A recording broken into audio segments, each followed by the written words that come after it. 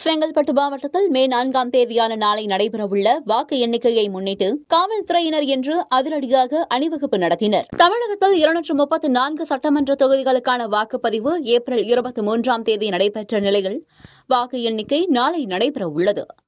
செங்கல்பட்டு மாவட்டத்தில் உள்ள 7 தொகுதிகளுக்கான எண்ணிக்கை 3 மையங்களில் நடைபெறுகிறது.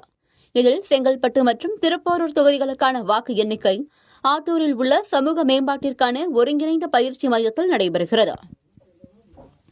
வாக்கு எண்ணிக்கையின் போது சட்டம் ஒழுங்கை பேணும் வகையில் காவல்துறை பலத்த பாதுகாப்பு ஏற்பாடுகளை செய்துள்ளது.